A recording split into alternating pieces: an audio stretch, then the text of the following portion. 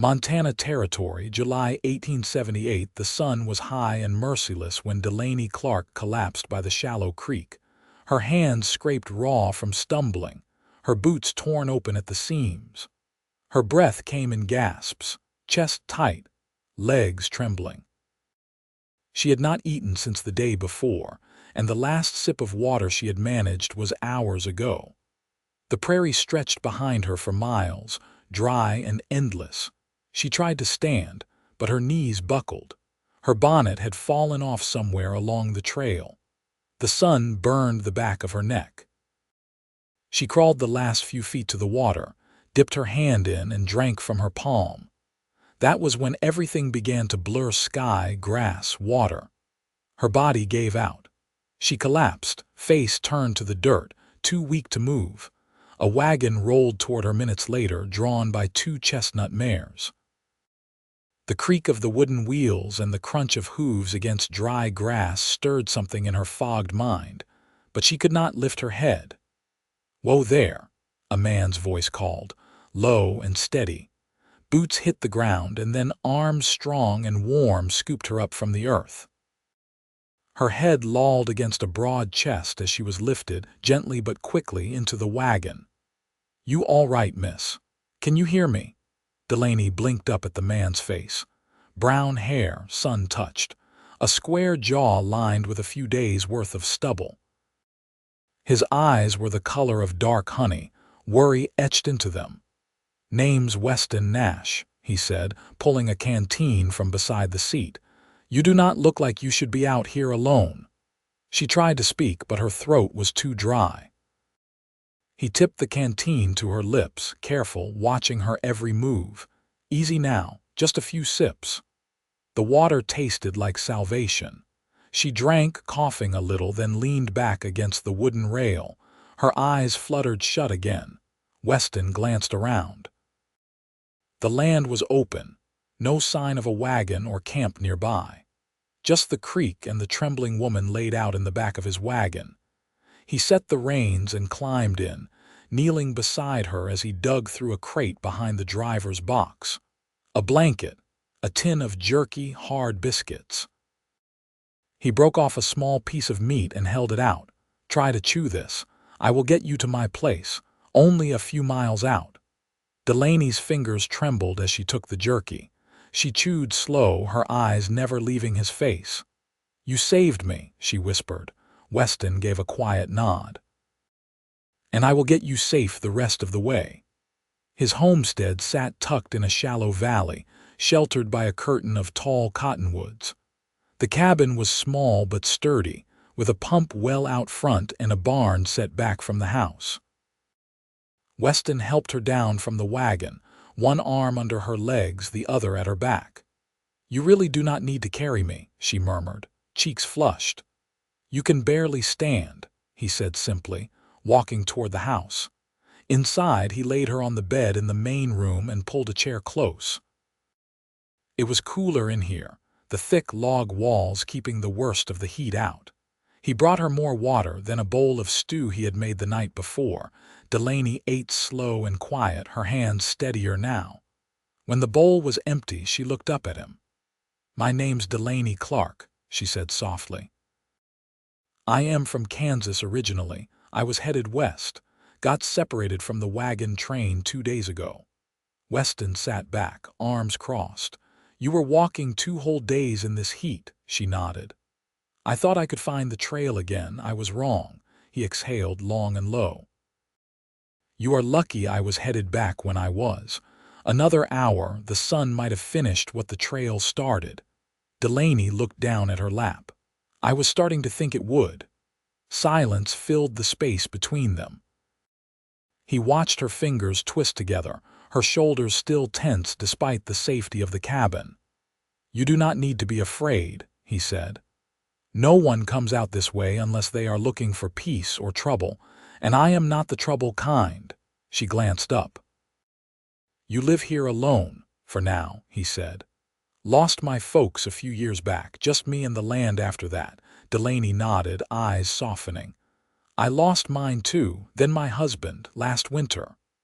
Weston's jaw tensed and he leaned forward, resting his elbows on his knees.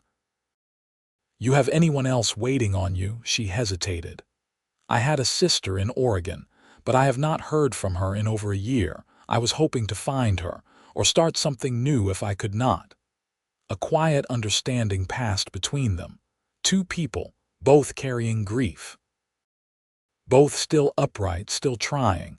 "You can stay here," he said. "Until you are strong enough to decide your next step. I have the room and you need the rest." Delaney looked at him, long and searching. "Why are you being so kind?" Weston met her eyes. "Because I would want someone to do the same if it were me out there." That night, she slept deep for the first time in weeks. When she woke, it was barely dawn and Weston was outside splitting wood. She watched from the window, the early light casting gold across his shoulders. He moved with quiet purpose, each swing clean and steady. As days passed, her strength returned. She helped gather eggs, sweep the cabin, wash clothes by the creek. Weston gave her space, never asked more than she offered, but always noticed when she was tired or quiet. And he always made sure she had what she needed. One afternoon, as they sat on the porch with tin mugs of coffee, she said, "You never ask why I really left." Weston looked over at her. "I figured you would tell me when you were ready." Delaney stared out at the cottonwoods, her voice low. "My husband. He was not kind. I stayed longer than I should have. When he passed, I swore I would never belong to someone like that again." Weston's brow furrowed. "You do not belong to anyone, Delaney." Her eyes met his. "I know that now." She reached out, her fingers brushing his. He froze for a moment, then turned his hand over, letting their palms touch. It was quiet. But something passed between them, steady and sure. Neither of them said anything more. But from that moment on, something had changed. The first rain in weeks came soft and steady, turning the hard ground to damp clay and sending the scent of wet dust through the valley. Weston had just returned from checking the fence line, his coat streaked with mud, when Delaney stepped down from the porch with a bucket and a bar of lye soap in hand. He caught the movement and paused, brows drawn. "You planning to wash clothes when the sky's still crying?" She adjusted the shawl over her shoulders and glanced up. "It's warm enough, and the rain's doing half the work." Weston left the pail of nails by the door and walked alongside her. "Let me carry that." "I can manage," she said, but her fingers relaxed when he took the bucket from her. They walked together toward the creek, boots sinking slightly with each step. By the time they reached the water, the rain had eased to a mist. Delaney knelt and began scrubbing one of Weston's shirts against the washboard. He crouched beside her, watching the rhythm of her hands, the way her sleeves rolled back just enough to show the pale edge of a scar along one wrist. She caught him looking but didn't flinch. "That one's from a lantern," she said. "Back when I worked the boarding house kitchen, one of the others knocked it off the hook and I caught it before it hit the floor." He nodded, quiet, then reached for a pair of worn trousers and began scrubbing beside her. They worked in silence, the water clouding with soap and grit. After a while, Delaney asked, "What did you do before this place?" "Before you were here alone, drove cattle," he said. "Started young. Ran with a trail boss out of Abilene for a while. Spent most days in the saddle, slept with my boots still on." She looked at him, surprised. "You don't talk like a man who's seen that kind of life." "I learned early that talk doesn't do much good when you're hungry or cold," Weston said. "And most men I rode with didn't have much worth saying." Delaney smiled faintly and wrung out the last of the wet cloth. He watched her shake the water from her hands and asked, "What made you head west without knowing where you'd land?" She didn't answer right away. Her fingers toyed with a loose thread on her skirt. "I didn't want to be remembered where I came from," she said finally. "Every corner of that town knew my name and the wrong parts of my story." I needed to be somewhere I could be unknown, even if it meant being alone. Weston nodded, then leaned back on his heels. You don't look unknown to me. Her gaze flicked toward him, something unsure behind her eyes. He stood and offered her a hand up. They walked back slowly, the bucket swinging empty between them. When they reached the porch, Delaney turned to him. I could mend that saddle strap for you, the one hanging by the barn door. Weston tilted his head. I noticed it split yesterday. You've got an eye. My father used to keep a livery. Taught me how to stitch leather before I could read a ledger. If you're sure, he said, I'll bring it in after chores. That evening, while the wind rattled the shutters gently and the fire burned low, she worked by lamplight, her needle moving through thick hide with practiced ease. Weston sat nearby, oiling the hinges from the trunk at the foot of the bed. You ever miss Kansas? He asked, not looking up. Delaney didn't pause her stitching. Only the sound of the cicadas at dusk. Everything else I've let go, he nodded slowly. Letting go can be hard. I kept my father's rifle after he passed. Don't shoot with it, just keep it clean. I guess that's how I remember without holding on too tight. She tied off the last stitch and held up the strap. You remember him well then? He took it from her, their fingers brushing. Too well to forget. Just enough to keep going. She looked at him across the table, the lamplight catching the lines at the corner of his mouth, the quiet steadiness there. You're not what I expected out here, she said softly. Weston folded the strap carefully. Neither are you. Neither of them moved for a long moment. Outside, the rain had stopped. The air smelled of wet pine and earth. She rose and gathered the scraps of leather, setting them aside. I'll turn in, she said. As she passed him, Weston stood. Delaney, she stopped, her back still to him. I'm glad I found you when I did. She turned to meet his eyes. I'm glad you did too. And then she went to the back room, her steps quiet, her shoulders no longer hunched. Weston stood alone a little longer, then banked the fire and shut the door against the night. The days softened into August, and the air began to shift, less harsh sun, more wind slipping through the cottonwoods with a sound like breath. Weston had been mending the barn roof since dawn, and Delaney could hear the faint rhythm of his hammer from where she sat threading new canvas onto the window frame. The old one had torn in last spring's wind, and she'd found muslin in his storage trunk, neatly folded between oilcloth and spare wool. She'd begun to learn the patterns of this place, the way the morning mist hung low until the sun burned it off, how the horses grew restless before a weather turn. Her hands had steadied, her spine no longer curled inward. The tremble in her voice had quieted. Weston never called attention to it, but she saw how his eyes followed her as she moved through the cabin, like he was taking measure of the change without needing to name it. The screen was nearly finished when the hammering stopped. A moment later, Weston stepped inside, wiping his palms on his trousers. You've been at that near an hour, he said, nodding toward the frame. Better than swatting flies through supper, she replied, setting the needle aside. Besides, it gave me something to do while you tried to knock that roof apart with your bare hands.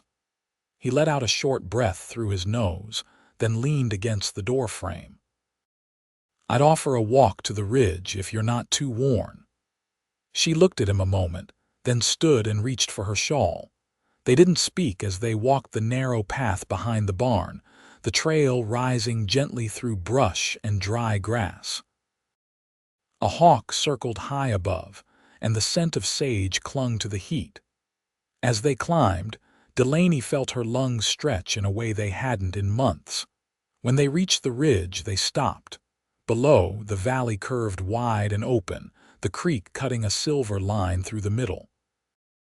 A few cottonwoods stood alone in the distance, and beyond them the land rose again, gentler hills fading into blue.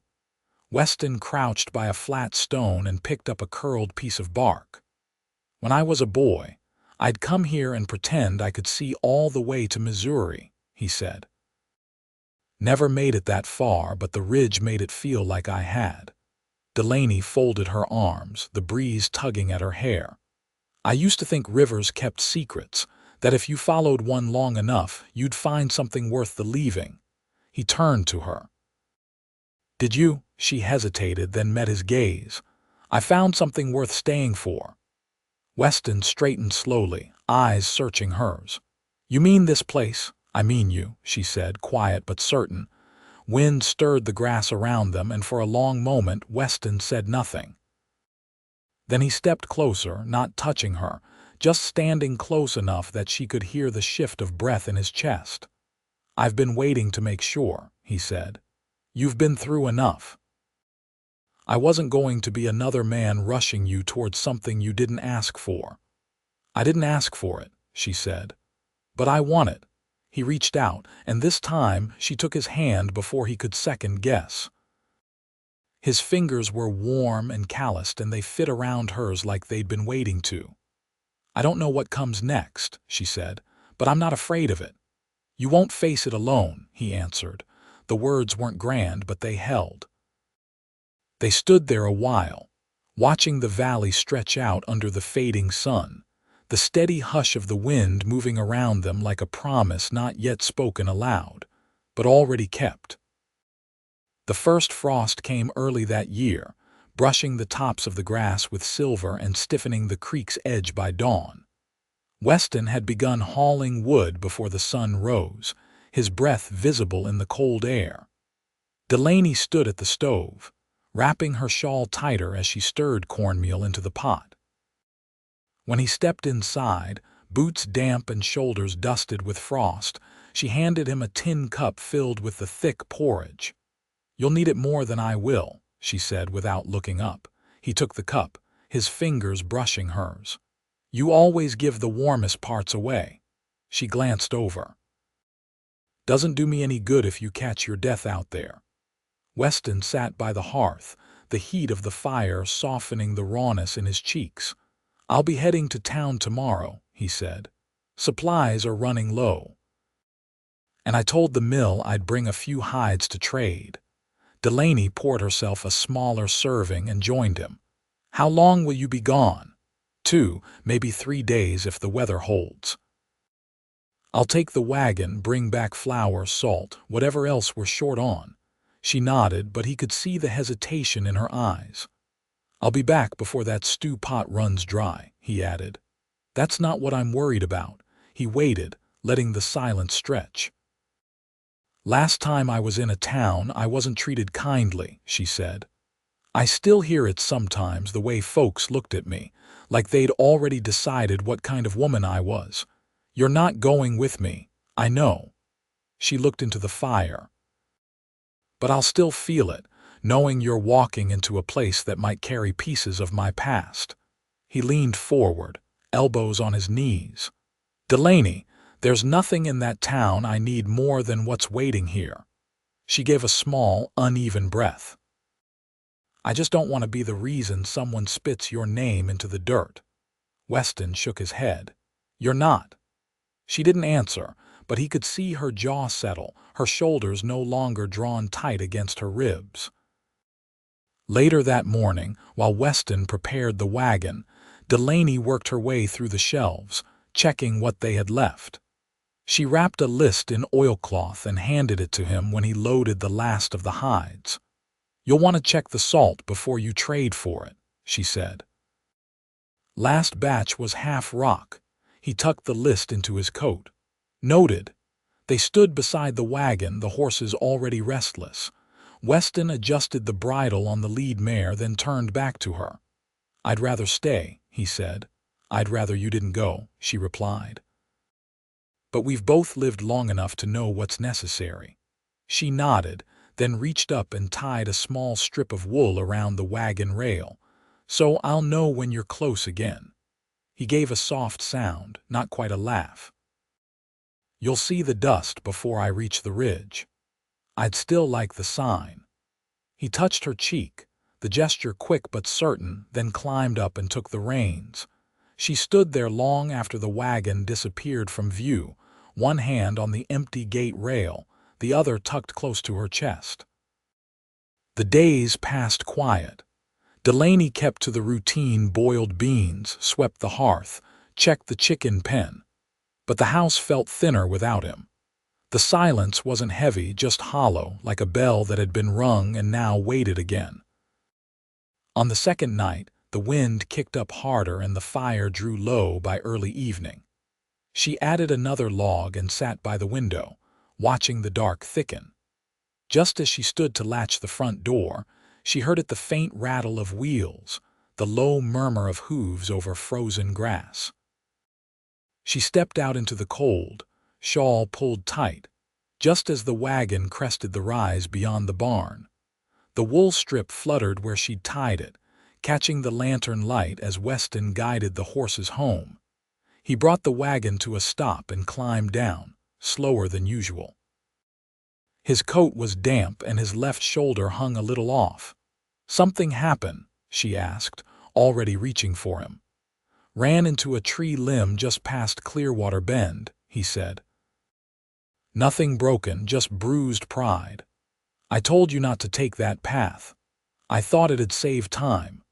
She helped him inside, stripped the coat from his shoulders, and eased him into the chair by the fire. He winced, then relaxed as the warmth reached him. "You brought everything?" she asked, unloading the sack. "Flour, salt-tested first coffee, and a surprise." He reached into his coat pocket and pulled out a small wrapped parcel. She opened it slowly, revealing a swatch of blue calico with tiny white flowers. "I thought you might make something for yourself," he said. Delaney pressed the fabric to her chest. "It's beautiful." "You are," he said, voice low. She looked at him then, long and full, no more hesitating. "I've never had a place that felt like mine," she said. "This one is," he answered. "And so am I." That night, she lit a second lamp without needing to. The wind settled, the fire held steady, and in the soft hush of the room they sat close, their hands clasped between them, no longer reaching across a distance, just holding what had already been found. The snow came in late November, soft at first, then heavy enough to quiet even the wind through the cottonwoods.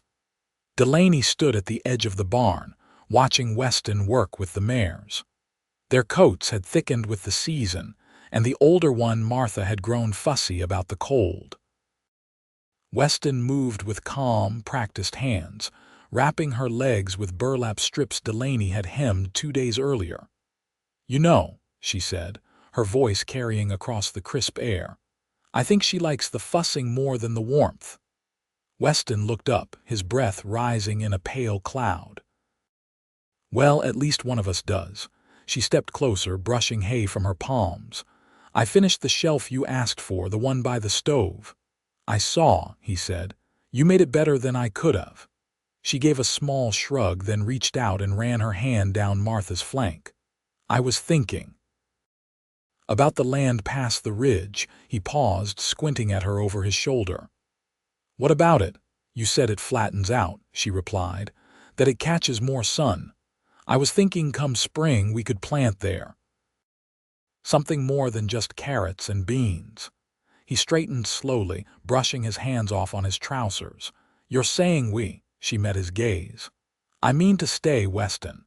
He stepped forward, slow but sure, like the ground between them had just become something more solid. "I hoped you would. I just didn't want to ask before you knew." "I know now," she said. "I've had enough of moving, enough of waiting for the world to shift before I take something for myself." He reached out and touched her face, his thumb brushing a flake of snow from her temple.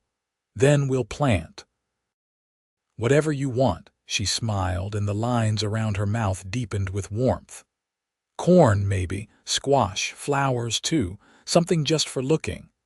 "That sounds like the kind of foolish I'd be proud to get behind." They stood close, the horses quiet behind them, the cold no longer sharp. Inside the cabin that evening, Weston brought down a small wooden box from the shelf above the hearth. Delaney was folding linens by the stove when he set it on the table. "My mother carved this," he said. "Kept it for keepsake scraps of ribbon, a button from her wedding dress, a lock of hair from when I was a baby." Delaney ran her fingers over the smooth lid. "It's beautiful." "I've been thinking," he said slowly. "We've built a life here already, but I want to set it proper." He opened the box. Inside lay a simple band of braided copper. "Worn but carefully polished. I made it after she passed," he said. "Didn't know who it was for, just knew I needed to keep my hands busy. I'd like it to be yours now." Delaney stared at it, her throat tight. "Weston, I can't give you gold or a church full of people. Just this land, this home, and everything I've got left." She lifted the ring, turning it in her fingers. "That's everything I ever wanted." He took her hand, slid the ring onto her finger, and kissed her knuckles. "Then we won't speak of parting again." The wedding was quiet, just the two of them and Reverend Klein, who came up from the valley with his traveling Bible and a flask of elderberry cordial he called winter medicine. Delaney wore her blue calico dress, the one Weston had brought back from town, and Weston shaved for the first time in weeks. Though not too close, Delaney had said once she liked the way his stubble felt against her cheek. They said their vows on the porch, the snow falling soft around them, and when they kissed, the wind paused as if to give them a moment. That winter, they filled the cabin with small things that made it fuller than before. A second rocking chair carved from pine, a patchwork curtain Delaney sewed from scraps of old clothes, a wooden spoon Weston whittled into the shape of a horse's head that she refused to use for anything but stirring stew. They argued sometimes about how many chickens to keep come spring, or whether the barn needed a new door, but they never went to bed angry. Weston always reached for her hand before sleep, and Delaney always let him. In March, when the snow melted at last and the creek ran fast again, Delaney stood by the ridge and looked out across the land that would soon be green. Weston came up beside her, his hand settling at her back. "I was thinking we could build a second room onto the cabin," he said. "Something with a window that faces east." She smiled up at him. "For sun in the morning, for when we've got more than two of us inside." She leaned into him, heart steady. "Then we'd best get planting." They turned back toward the house, the smoke from their chimney rising straight into the blue and the sound of the thawed land waking beneath their feet. They never left that valley. The garden grew, so did their family. And the love between them quiet, weathered, strong, held through every season that followed.